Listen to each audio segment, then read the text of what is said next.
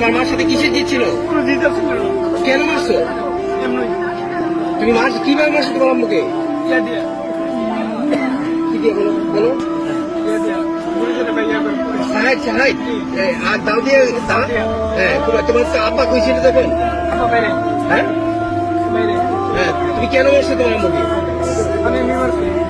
এমনি কে তোমার মাকে কে এমনি মারে? আমার কোনো দোষ নেই, জিত তোমার আম্মুকে তুমি কেন মারছো? আমি জিততে মারছি। জিতটা কিসে ছিল? আমার মা ছিল না, আমি কোনো না দিতাম। আমার মা ছিল কোনো আমি না দিতাম। তোমার আম্মু চাইতো তুমি যেন কোথাও না যাও, এই জন্য জিততে পারছো। সকাল 6:05 ওনার হাজবেন্ড মিজানুল্লাহ উনি ঘর থেকে বের হয়ে গেছে। আর 6টার পরে 5 মিনিটের পরে ওনার ছেলে এই ঘটনাটা ঘটে। নাতি যে আছে ওনার নাতি সাক্ষী দিচ্ছে যে আমার মামা আমার নানুকে কিভাবে হত্যা করে। তাইলে এবং সাইড দিয়া প্রথম আঘাত করে তারপরে দা দিয়ে ওনার মাকে সে নাক বরাবর এখানে দা দিয়ে আঘাত করে।